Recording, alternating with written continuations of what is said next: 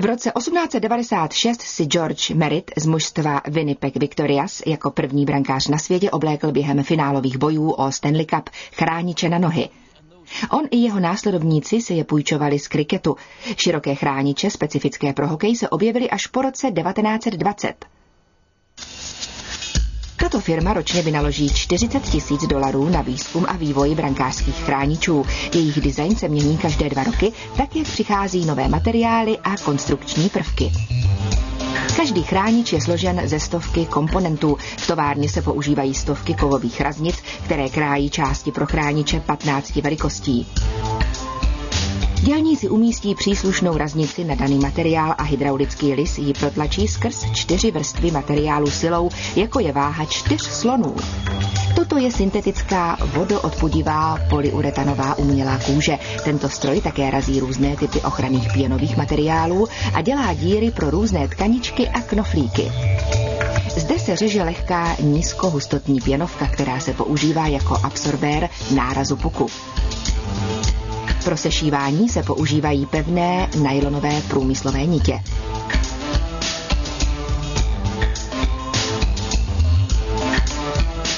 Na ochranu se na polyuretan našívá 3 mm vrstva pěny a zipy, které uzavírají prostor naplňovaný drcenou pěnovkou. Na ochranu brankářova kolena a lítka se používá 1,2 cm houbovitá pěnovka, aby se dala pohodlně ohýbat. Prošívání je jen dekorativní.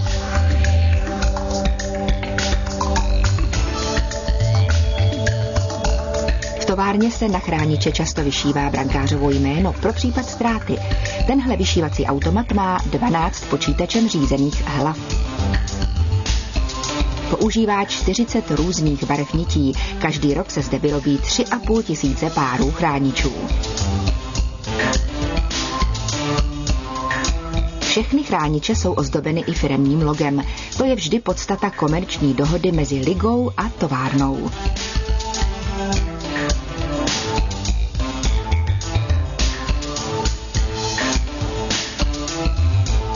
Teď se našívá zip na kapsu, která po naplnění pěnou bude chránit oblast lítka. Vodoodpudivá tkanina chrání nohu brankáře ze zadu a tato vložka z nízkohustotní pěny absorbuje dopad puku. A tyto chlopně chrání oblast kolena. To je moc dobrá věc, zejména když puk někdy narazí do chrániče až 160 km rychlostí. Dále se sešívá přední a zadní část chrániče dohromady. Následuje lepení sendviče pěnových materiálů horkým lepidlem. Tvrdší pěnovka pro držení tvaru, měkká jako absorbent úderů a ještě měkčí kvůli komfortu. Tato vycpávka tvoří vnitřek chrániče. Chrániče se pak dočasně stáhnou a sešijí dohromady 18 cm dlouhou jehlou se zvláštní špičkou. Nit se protahuje tak dlouho, až vše vytvoří jeden kus. Tento proces se nazývá lasting.